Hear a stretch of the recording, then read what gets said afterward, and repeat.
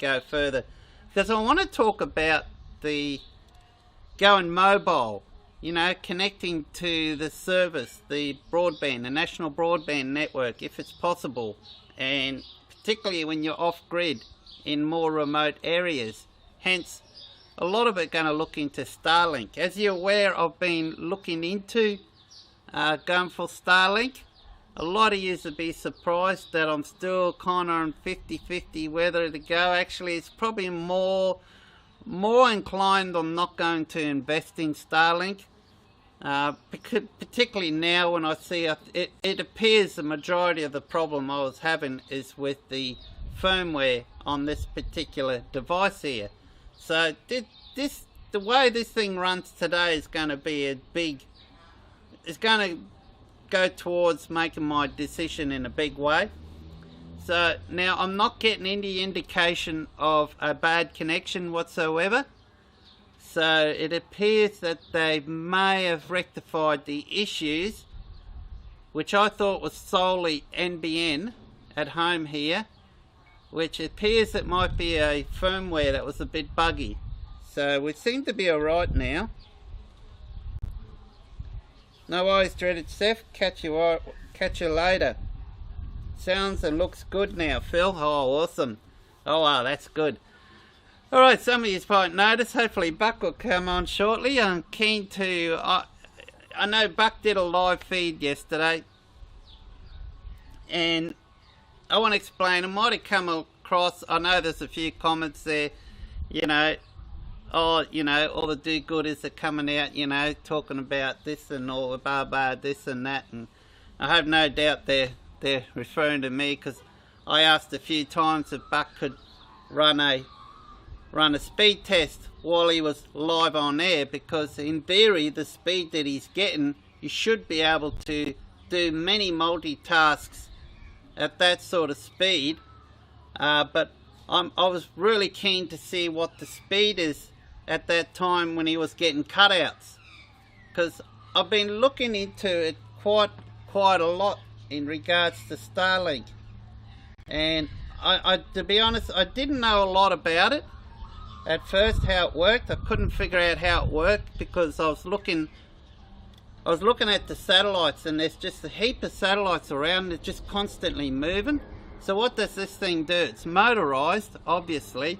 So does it sit there and just follow the satellites? Just motorized, moves the satellite. And then when that satellite is out of range, then it's got to look for the next one and picks that satellite up, which is kind of where I think what was happening last night when Buck was going live. I have a feeling that might be the state where it's looking for another satellite and going to another satellite. But contrary to what some people believe, from what I'm seeing and watching some YouTube videos and reading manuals and going more in depth on it, it doesn't necessarily sit there as such as what you think it does, the satellite dish. It just pins on the satellite and then the dish moves to follow it. The dish has got a very wide bandwidth, okay? It can cover a really big area. Contrary to, now I mentioned last night that I've been mucking around with satellites for a long time, guys. I've got quite a number of satellites here, and let me see if I can show you one in particular. I may not be able to show you now, actually. Okay, here we go. So can you see one over here? This is the biggest satellite dish I've got. So I'll go stand over next to it so you got an idea how large it is. Oops. It'll help if you can see me.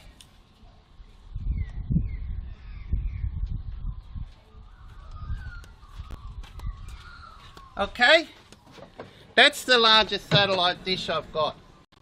Now I've owned that one for a long time. And I've got more behind the camera which are much smaller. I've got one small dish up there. It's probably a satellite dish. It's probably been sitting there for 30 plus years on the end of the roof. And I've got another one up there. It's currently, those two are not operational at the moment. The other one right there is one I used to use when we had Austal, but I got rid of pay TV now. I just stream everything if I want to watch something. I got YouTube, I got Netflix. Most of the time I'm watching YouTube. I use YouTube more than Netflix, and I watch YouTube more than free-to-air TV as well. So did you see the size of that satellite? So generally how satellite dishes work, actually there's one more point, okay? I want to see if this, it'd be easy to explain if you can see this. It's probably a bit blurry. You may not be able to see it. Doesn't matter, I don't want to change the camera now. So look at this satellite dish. Can you see at the end there, there's another device there. Okay? I don't know if you can see that. So there's another,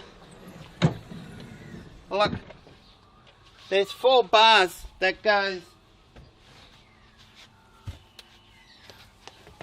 there's 4 bars that goes off to another point. And if I had a pen, I could write down, okay, just pretend this is the satellite and it's curved like that one is.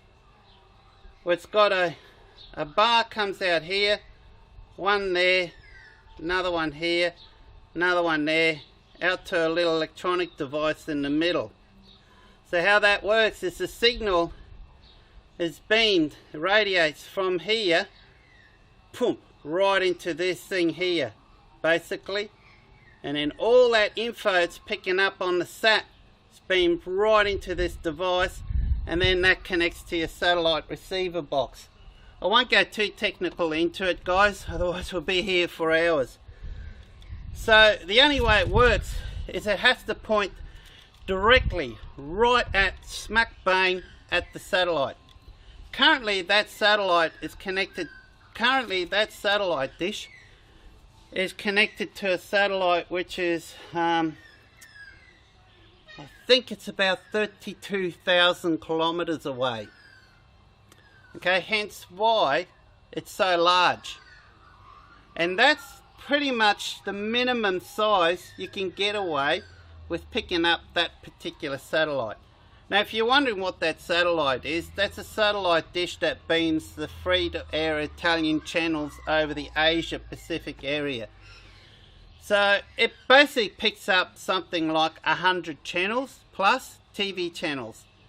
Some of it, there's not a lot of English on there, okay? It's mostly, it's got some through the Arabs, through the Indian channel, picks up India. Picks up channels from Italy, not too many, only so many. It picks up channels from Dubai. So actually there's some really good sports channels in Dubai where they have English commentators, and I watch a lot of sports from Dubai, and it's in really high quality, like 4K. So it's like 4K. If the channel beams at 4K, it'll pick it up. But it's not easy to get it pinpoint, because generally the satellites is stationary to the orbit of the Earth. So as the Earth moves, the satellite will sit there and it'll be in the same position as the Earth moves. So it's like it's not moving, but it is. It moves with the Earth. But these satellites that Elon Musk has done, they're like little ants in an ant farm. All over the place. All over the place. They don't stay in one spot. So it got me wondering, how in the world does it work? So what they've done is, whereas mine, all that information, because it's such a far away, the satellites are such a far away. For example, with mine, it's some, 32,000 plus kilometers away. I could do it for a 3-meter dish, or even a 3.5-meter dish, and it would be a lot easier for me to pick up that satellite.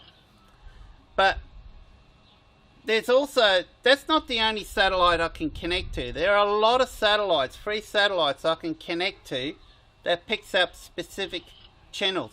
I can also connect to the satellite that you get your pay TV on, but obviously I don't have a pay TV account. I cannot connect to it, and I don't think there's any way that it'll work. Well, actually, maybe it does. It probably would. I've never tried it. In fact, I've never tried it, because in the live feed yesterday, a few people commented that, you know, they're thinking that Buck is losing those signals because it was a little bit overcast or raining. But I don't think that's the case, guys. I don't think that's the case. Because they say this is a common thing that happens with Austal. Yeah, it's a common thing. It does happen with Austal, and the reason why is because the satellite dishes that they sell are too small. Okay, they will only pick up a good enough signal if you got a clear line of sight to the satellite. Because remember, these satellites are very far away. It's not as far as the one I'm connecting with that 2.4 meter dish. And the reason being, that one is 2.4 meter dish is pointing to a satellite that's sitting above the, what do you call the line in the middle of the earth that goes around? You got the northern hemisphere and you got the southern hemisphere. It's directly sitting above that band, and that's why it's very critical that it points directly at it. Now it's operational, but it cuts in and out a lot. The satellite dish is quite old. It's got a little bit of rusty in a few spots, so it's gone out of shape a bit, and for that reason some of the channels I cannot pick up. And unfortunately, the channels that I really wanted to pick up is the Italian channels for me mum, so we get to watch Italian channels for free. But right now I'm actually paying a small service fee to pick up three or four Italian channels, and we just stream it. So it just gets streamed. So I'm not using any data at the moment. She's not watching Italian channels. She's just watching the free-to-air channel right now. So let's see if there's any questions so far on what I'm talking about. Cool. I've got Starlink down here on my farm in New South Wales, Phil. Works great. Yeah, it works great. Yeah, we're going to talk about that, guys, because yeah, we'll get to that shortly, but I just want to explain to you, show you a bit some of the satellite dishes that I've got here, where I've been playing around with satellites for some odd 30 years. For the past 35 years, excuse me, I'll just have a drink.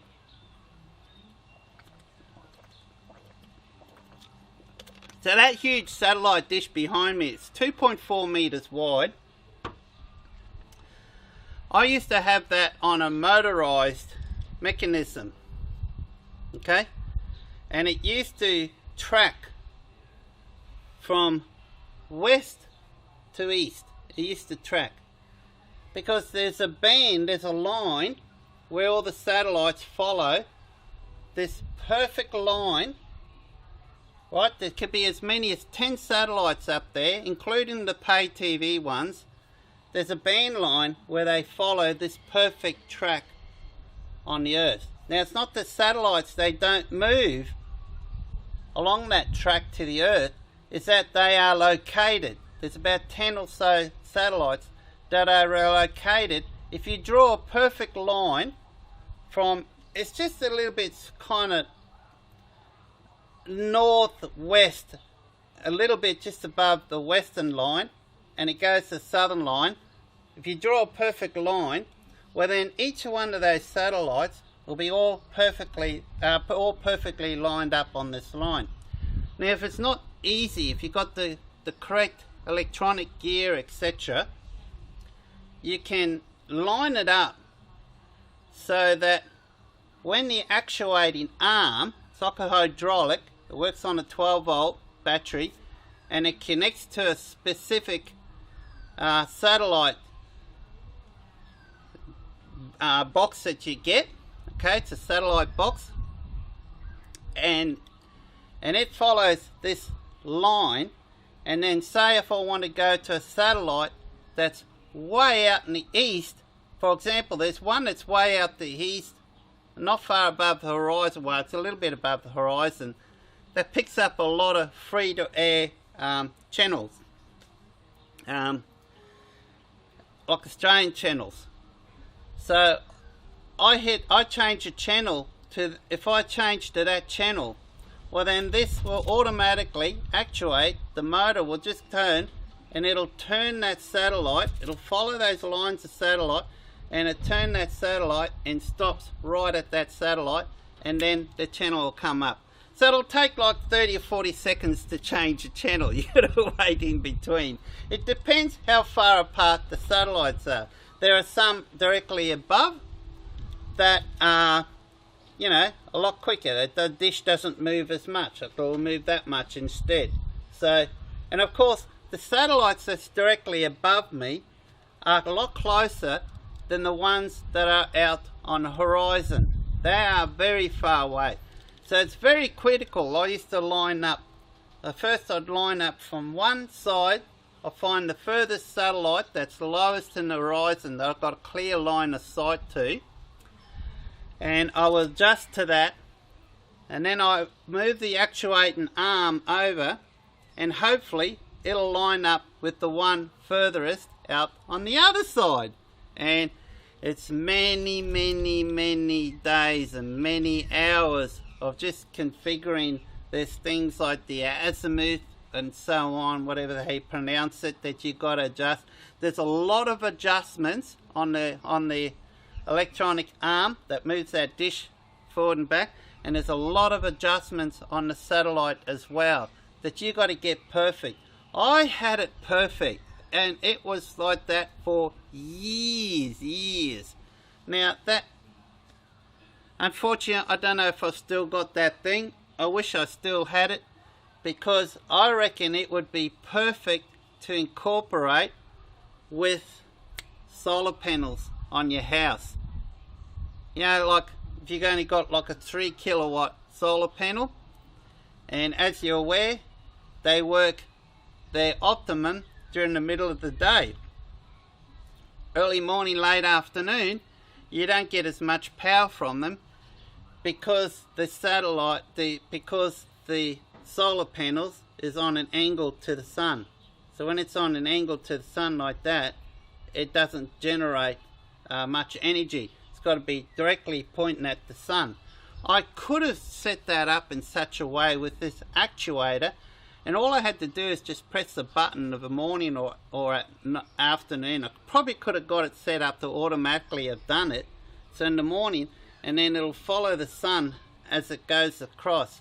I wish I still had this thing. I don't know where it is. I think I threw it away years ago. It rusted, whatever, but you know, it's something that I set up probably 25 years ago, and to this day a lot of people still use these technology or these big satellites. But nowadays with the streaming services, you can pick up some of these foreign overseas country televisions through streaming, and a lot of people tend to do that now. So now the Starlink doesn't work that way. As I mentioned, the Starlink is like all these little satellites that's just running around like little ants. Now it's not like the Starlink dish, you're going to sit there. I don't think, if someone who owns the Starlink, can you tell me if once it's set up in the backyard, once it's set up, does it move and follow the satellites? I can't see that happening like so. Okay, so what they've done, instead of, it's got a much larger area. Okay, and the reason they can do that is because it doesn't need as much power. Okay, well, let's just say it's not so much power. It doesn't need to be as accurate pointing at the satellite as it does with what I just explained, because the satellites are so far away. For example, that one you see right now, is pointed at a satellite that's about 32,000 kilometers away, if my memory serves me right. It could be 16,000. It's either 16 or 32. It could be 16,000, the ones that are above us, and 32,000 or something, the one. No, it could be, it's such a far away because it's the hemisphere. Because it's located above the hemisphere, hence why it's such a long distance from here. Hence why it's angled down so much and not pointed up. Because that satellite in the hemisphere is low in our horizon. Okay? So I've got neighbours' trees there that they're probably grown to the point now where that satellite's not going to work anymore because the tree's in its way. So that's why it's not connected anymore. I don't use it anymore. But so it's got to be accurate and point right at the satellites. Now, the Starlink ones, the satellites are constantly moving all over the bout, but they're only 550 meters above the Earth. They're not 16,000 or 32,000 above kilometers above the Earth. They're only 16,000. So they've been able to get away with the satellite dish that doesn't have its signal coming down to a point like so, and they've got to have a straight beam where you've got to be within half a degree half a degree out, and you pick up nothing. Probably even 0.2 of a degree out, and you pick out nothing. In case with this one, how far it's connected to a satellite that's above the, just slightly above the northern hemisphere. So because the satellites are so much closer, there's a stronger spread of signal coming off the satellites. So they don't have to beam it right down at a point, boom, straight down, like it does, for example, with your pay TV satellites, okay? So with your pay TV satellites, you got such a fine line, and it's got to be so accurate, it's got to be so spot on, point directly at it, because it's such a far, far away that any rain and it breaks that signal up, okay, and it just drops out. Now that can be cured with using a much larger dish, satellite dish, but of course Austal didn't do that because it's going to cost them more money, and they're about making money, okay? So they don't care if you're watching TV, you're watching a footy match or something, it rains and it drops out. They don't give a shit. As long as they're getting the money in their pocket, and lots of it, and by not investing in large satellite dishes, I don't care. I don't give a shit. So that's what it is.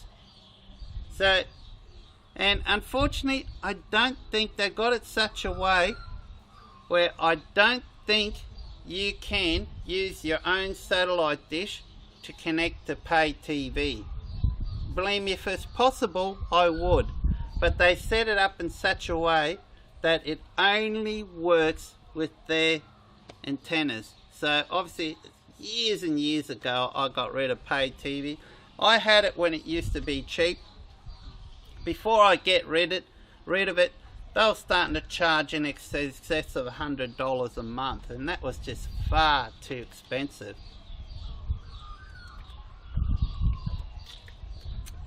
So now Elon Musk has come out with this brilliant idea with lots and lots of thousands. I mean, there's half a billion people are using Starlink right now. Half of that is in America, okay, and numbers are climbing enormously. Yeah, they're putting out a lot of satellites, but they will need to, because now, yeah, it's very fast at the moment, okay, And yeah, I can see lots of big speeds, particularly uploads, but I'm seeing early signs of issues that are coming soon. And it's all to do with bandwidth. There is so many people signing up with it now that the speeds have already been throttled. As of August, early August, they are throttling the speed. And what they mean by when we say throttling the speed is they're slowing the bandwidth down. And what that means is it's slower internet, particularly the upload. There are peak times, there are non-peak times. So it depends where you live, where you are. If you're in a populated area, like next to Brisbane, Sydney, Melbourne, somewhere like that, and you've got more population, that means more people going to be using these, you are going to find, particularly at peak time, the speeds are going to be a lot slower. In fact, slower than what used in the cities will generally should be able to get. Because to be honest, in the cities, you should have pretty good NBN service to your home already. Unless you're in a whacked out area, strange area, middle of whoop whoop, nowhere. Yeah, I mean, that'll be the only reason why your service would not be any good. So you guys that are living in a city, I wouldn't touch, personally I wouldn't touch Starlink unless you're in a remote area and you got no choice. Then go for it then. Because I can already see evidence of upload speeds only being 6, 7, 8 megabits. Now at the moment it's unlimited. It's unlimited. But I don't think it's going to remain unlimited, because the more people going to sign up to it, and there's a lot of people signing up to it now, it's getting very popular. Like I mentioned, half is in America. But in France at the moment, there's 4,000. As of August, there's about 4,000 that are subscribed in France. And yet they now have a data limit. 250,000, what's it? 250 gigs. So they got a data limit of 250 gigs. Once they hit the maximum 250 gigs, okay, they won't get disconnected, but they'll be throttled like you do on your cheaper network plans for your NBN you get here at home. So you're on a plan, you're paying $50 and you've got 150 gigs download. When that 150 gigs finishes, then they throttle the speed right down. So instead of getting 150 or whatever you're on, you could be down to 20 download and 1 up, even slower.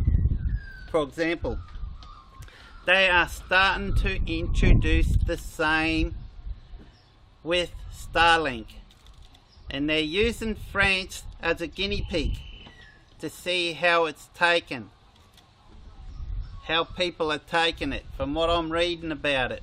So I've been doing a lot of studying and reading on it, and that's what I'm finding.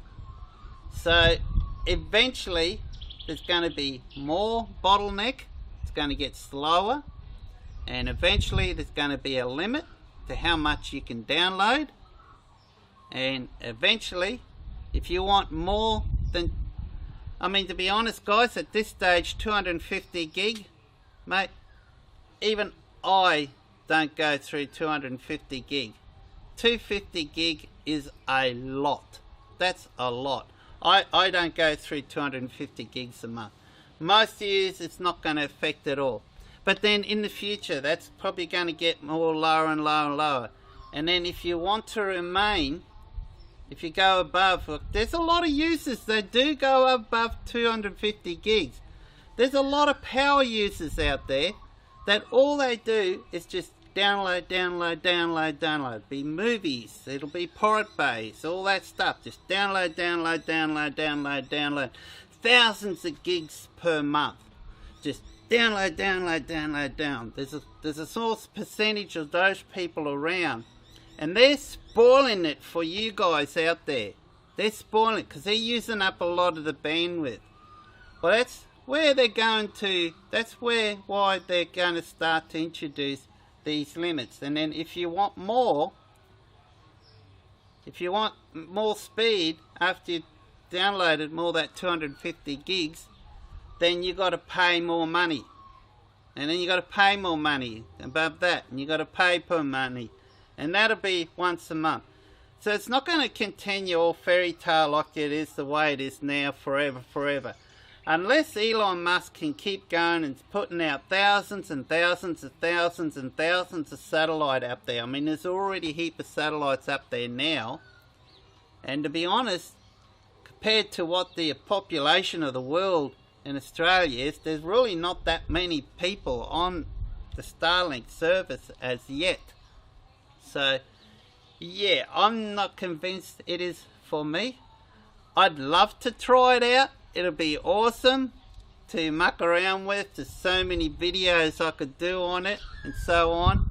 But honest guys, if I was traveling, if I'm going around Australia or something and I'm doing more traveling than I am now, 100% I wouldn't hesitate to go for it, because it's going to be better than nothing. I mean, you could sit out in the middle of the Simpson Desert, guys, and go live. Could you? Like this, in as good as quality as I am now, there's no reason why you will not be able to go live. Is there any questions, by the way?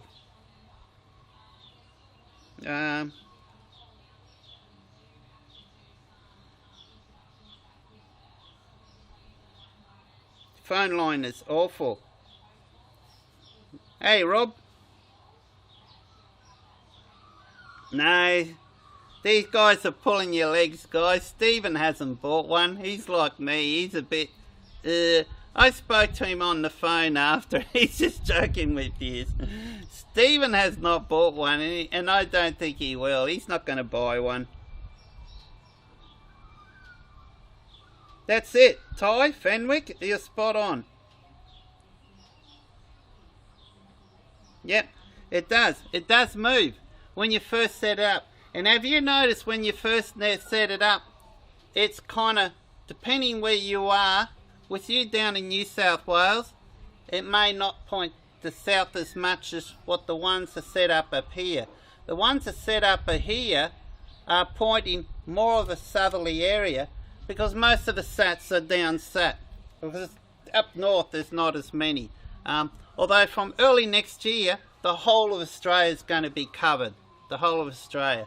Now, it's only in the past, week or week and a half, but they've just south of Cairns. I don't think Cairns is included yet, but just south of Cairns, which luckily for Buck, it includes where he is in his area, hence why he's got one now.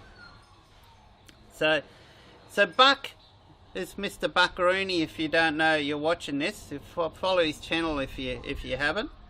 He's a lot more popular than me. He does a live feed and he gets hundreds of people on. I do a live feed, I'm lucky to get 10 people on. But hey, I get a few people that re-watch this, so I'm going to, when I release this, I'm not going to delete this live video. I'm just going to delete the first part where I was stuffing around thinking this was not working, but it was working. You'll notice that the satellite, when it moves around, it finds an optimal place to set it. So it kind of sets on this points more than a southerly direction. So you need a fairly clear area to put the satellite dish. So you don't want it next to any trees around you, because it will affect the speed and so on. So what happens is, once it's optimally set up and it finds the optimum point, it'll sit there and that's it. It won't move then, okay? Unless if you pick it up, I don't know what happens if you pick it up and move it or turn it around. Most likely it'll probably readjust and sets to that point again. Or you might have to turn it off and set it all back up again, which is probably what I was suspecting will happen. So what happens is it'll just sit there and that's it. And then because the satellites are not so far away, then the signal that's coming from the satellite dish can pick up signal that's radiated from large area, spread out. Not like my satellite dishes, which is a direct line, poof, straight out on a point. It's got a point directly at you. If it doesn't point directly at that sat, you get no signal. Whereas the Starlink, it doesn't matter, because the satellites are so low, 550 Ks compared to tens of thousands of Ks. Huge difference because of the bigger beam area that each of those satellites are covering. So they're moving around, and before one satellite moves from one area, you'll have another one that follows behind it. So this dish, then, it still picks up the satellite signal, and it's still got a beam where it just radiates straight to your dish, straight there, and then it'll follow that, okay? But the dish doesn't need to move to do it, because it's got such a big area it can cover. It'll follow that, and then when that satellite's too far away off a distance, then it quickly picks up the next one that's next to it, follow it, and then like this, follow it, like that, and there's another satellite there, it's moving over here, lost that one, there's one there, a lot closer, pick up that one, that one's getting weak, losing signal, go over there, picking up like this. So I wonder, while Buck was on live, those who were watching live last night, every so often he was losing signal for a second or two. I just wonder if that's the delay where it's changing from one sat to another. I can't see any other reason why that would not be the case, eh? So it's quite interesting. So Bucket's getting 213 down and 25 up. Here using Telstra, I get 39 down and 9.3 up. Yeah. Here I'm not on Telstra, I'm on Aussie Broadband, but when it used to be on Telstra, it used to be worse. I'm on 50 down and 10 up. But that's the best at times. That's when it's working optimally. Which is not always the case. I used to have fairly stable broadband connection here, but then ever since I had an issue with this dickhead who didn't know his job, and he was hired to connect a house two doors down, 3 doors down, no, I think it was 2 doors down, and he couldn't find a connection, and he ended up cutting my line in 3 places. My upload speeds have slowed down. I used to have faster upload than that, and the NBN is not as reliable, although it seems to be fairly reliable today. It hasn't cut out as yet. So, but it also depends on the conditions. When it rains, you'll know for a while, until those old copper lines dry out, if they ever do, or there's no water sitting on those joints anymore, before I get stable connection again, because we're still using the old 50, 60, could even be close to 100-year-old copper lines on our street here that goes to the node, which is over 1 kilometre away. So it's hard to believe, isn't it, this day and age, still using a failed copper wiring for NBN. In fact, on our street here, we should have had fibre to the home, direct fibre straight to every home on our street, if it was not for the Liberal government when they won in the last time they came in many years ago. Because Labor were about to, in fact it was the following week, they had all the lines already out, guys, ready to dig under. There was all the contractors, all the trucks were down the road. The following Monday, they were going to dig under line and put the fibre in on front of all our streets, and then put a box out the front, and it'll be fibre directly to that. But then the Liberal government won, and they scrapped it. I missed out by 1 week. That was years ago. So I couldn't believe it. I was so pissed off. Honestly, I was so pissed off.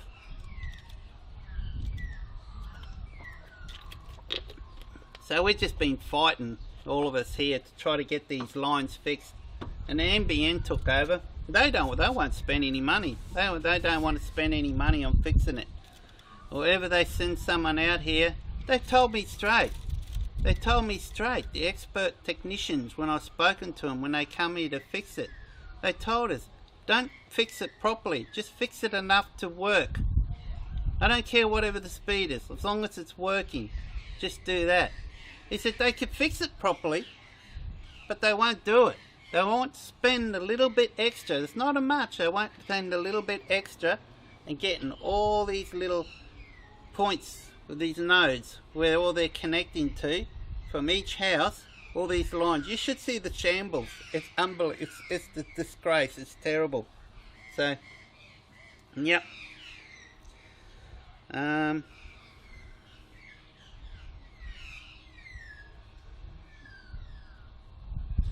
And yet, Rob, you're in Brisbane. I'm surprised you're only getting that speed. My suspicion is you're probably on fibre to the node, and your node is probably quite a distance down the street, or there is water damage in your line. In the old days, when the phone network, when we used to use the old phone network, when it was going through the copper lines, you used to easily tell when the line was at fault because you get that crackling noise. Crack, crack, crack, crack, crack, crack. You remember ever hearing that, particularly after it rains? And then if you ring Telstra up, they were obliged, they had to fix the line to get rid of that crackle. I can guarantee you now, I bet you, if you get those old style phones and connect it to the system, you're going to hear crackle, crackle, crackle, crackle, crackle, crackle in your lines. We don't hear that anymore now because the phone system, well, I'm going to say it doesn't go through the copper lines, but it does. It does through the copper lines, but it doesn't go through the copper lines like it used to. Now it uses the data. So the phone systems now goes and uses your broadband connection. So if you're out of power, then you've got no phone. You've got no home phone. Some of you out there probably may be lucky enough to still have the old phone connected some way or another going through the old copper lines. We got the old dial phones, and you dial and you hear the normal dial tones like you normally do and so on. But now our phone networks uses what we call VoIP, which is Voice over Internet Protocol. And it's old technology. It's been around for years, guys. I've been using VoIP, Voice over Internet Protocol. Goodness, I cannot tell you how many years. I cannot remember how many years. It'd have to be at least 30 years that I've been using VoIP at home. I never used the well, we used to have a traditional copper line connected, but we never ever went through that. But it was handy to have that, because if I ever had any problems with the network, I just pick up the phone. As soon as I hear it crackle, I ring Telstra, and if they hear that crackle, they had no choice. They had to come out and fix the line until that crackle was gone. But now it doesn't work like that now, because we cannot hear that crackle anymore. All it does now, instead of making a crackling signal, it just drops the signal on the NBN. And NBN is pretty lousy. I think it's a bit better than what it was when they first took over. Because there was one period here in our house that I had no internet and no phone service for about 4 months. What happened is between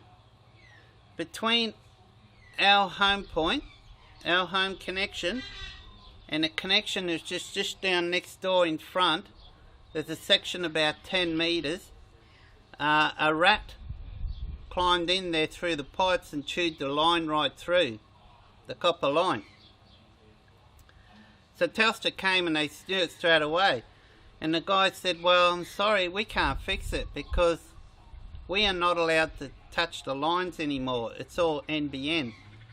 And you know, it took 3 months, about 3.5 to 4 months before NBN came out and fixed that, replaced that line. It's a fair dinkum story, guys. I wish Elon Musk was around back then. Now, I'm not saying I won't go for it. I'll see what happens here. Word is, when I last spoke to a NBN technician when he was out the front, he said that eventually we are going to end up having fibre to each home. But then I've been hearing stories with even fibre having some issues as well. So some of the places that first got fibre many years ago are starting to run into some major issues now. So it's not as foolproof or as great as what a lot of people think. So yeah,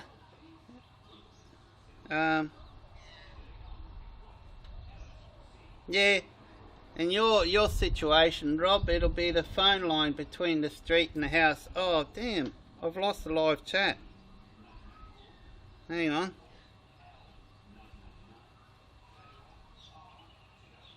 Yeah, the old dial-up days. You guys are old enough to remember. You remember the old dial-up days? Oh gosh, how technology's changed. Oh, you younger people, you got no ideas how well you got it now. You are spoiled so much, guys. You are spoiled. You should have been around in the dial-up days.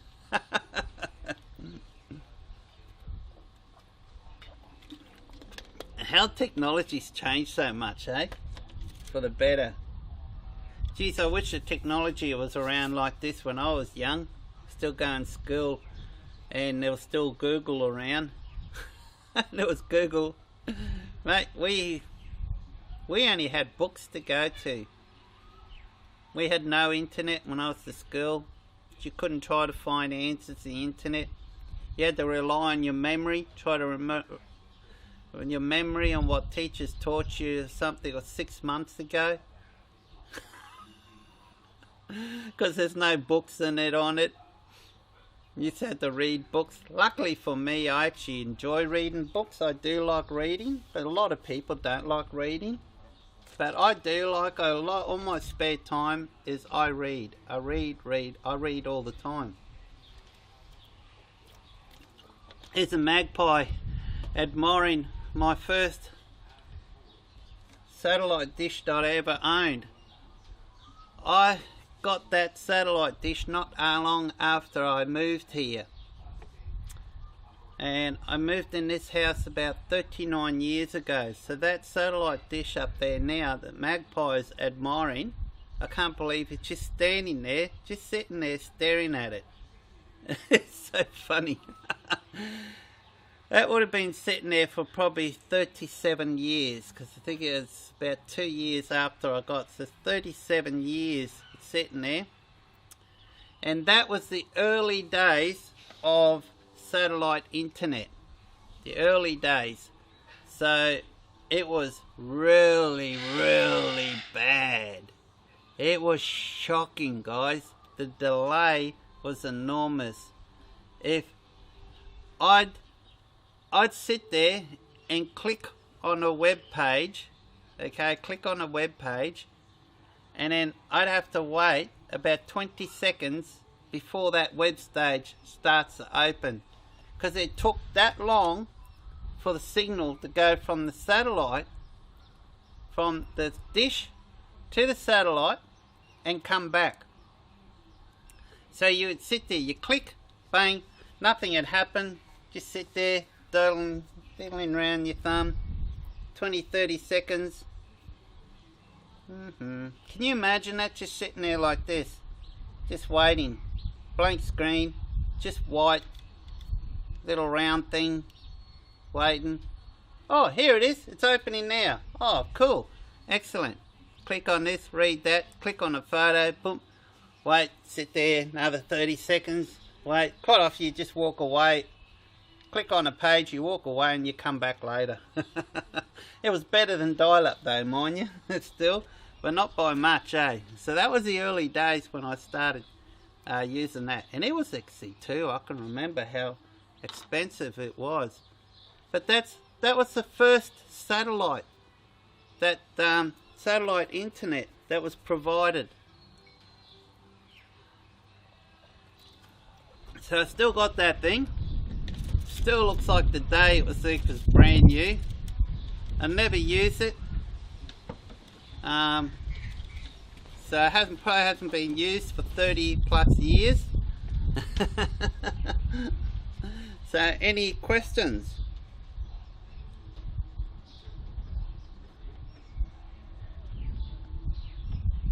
Remember selling the Nokia 100s for $2.99? We sold thousands. Yeah, Nokias. Geez, they were popular, weren't they? Yeah.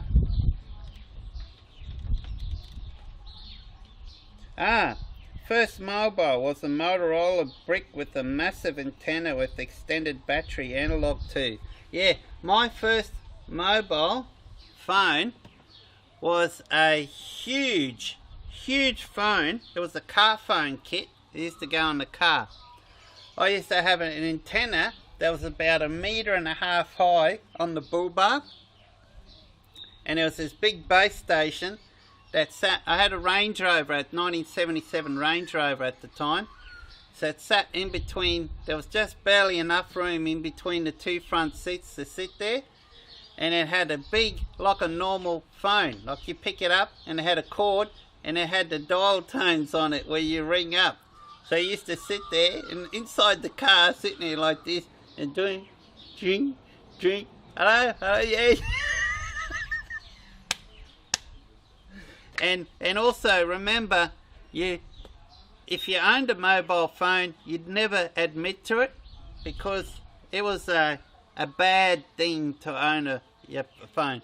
People used to call you a yuppie, and it's probably the worst insult that you could have ever got back those days. Is called a yuppie. Everyone did their best to try to avoid to be called a yuppie. You just did not want to be known as a yuppie because that's it. That's the end of your law. If you were marked as a yuppie, that's it. You would just get hounded and hounded and hounded. If you walked on the streets holding a mobile phone, you would not hear the end of it. People will just hammer straight at you. They go, even on the other side of the street, they go, look at that yuppie. Even your brothers in your own family will. So you just avoid it. You do not have a mobile phone. And then there were those huge big things, these big white things, with these big antennas that came out. Has anyone ever called a yuppie? They'd say, no, I'm never going to own a mobile phone. They're only yuppies. Yeah, you're a yuppie. Yeah, buy one of those. You're a freaking yuppie. You're the worst yuppie of all. Oh, and you get angry. Oh, don't call me a yuppie. I'm not a yuppie.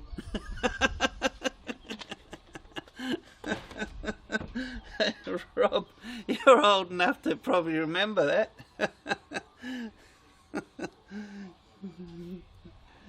No, I wasn't a yuppie. That was a long time before I bought my first mobile phone. I didn't, apart from that big base station that was in the car, and even then I used to hide when I'd use that.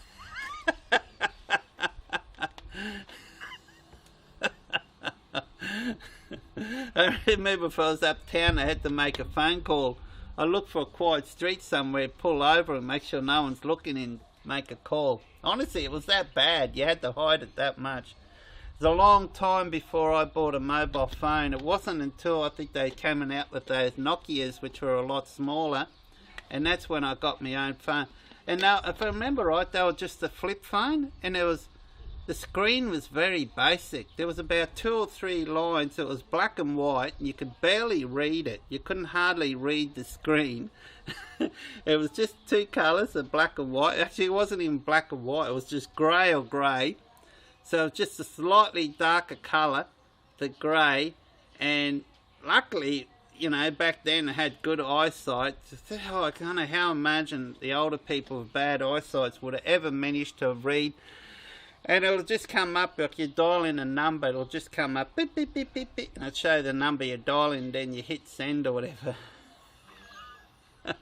Now, goodness me, how different the phones are. And you got stuff like this. Hey? Look. Who would ever guess? You get into stuff like this. Hey? Unbelievable. I lost the that'd be right. Doing that, I somehow managed to have lost the chat. Oh, how did I get the chat back up before? What did I use to get the chat to work? Hang on, I went to you. Oh, here it is. It's on here. No.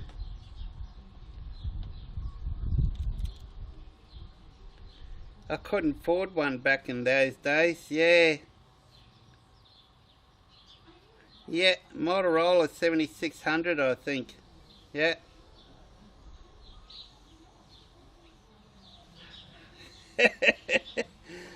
Brick phone. A strong ran over mine in my van, only just dented in the leather cabin. Worked fine. Drop your new one now, it's done. I can't. Oh, I'm so paranoid, so worried about dropping this, because honestly I think if it does drop, I think it'll smash. I don't think it's anything like the iPhones. If you drop them, they're fine. Actually, I bought this, I got the iPhone. My iPhone is just about, the contract's ending on Monday, so I'm going to be disconnecting that old number. For you guys who still got the old number, if you haven't got my new number, you better contact me. I'm pretty sure, I think I'll let everyone know. But over the weekend I'm going to go through all the contacts and make sure that they do have my new number, because I'm disconnecting that. And then I'm just going to take it to Officeworks or JB Hi-Fi and do one of those trade-ins. Apparently I can get something like $800 trading on it, because it's in mint condition. It's an iPhone 12 Pro Max. There's not a mark on it. Not a scratch, not a mark, in mint condition. If you look at it, it's like brand new, because I've always had a strong protective glass cover over the front of it as well. Yet to find a really good cover for this one. I've got the Samsung one, but I don't think it's nice, but I don't think it's a very good cover. But I think Spiggins come out with a heavy duty cover for these that I'll probably will order one day soon, but they're close to a couple of $100. But I think it's cheap insurance, to be honest. What keeps taking a photo? Hang on, guys.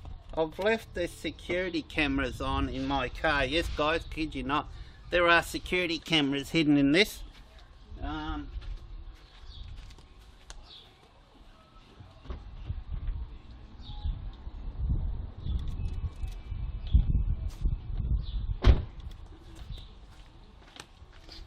Unfortunately, I didn't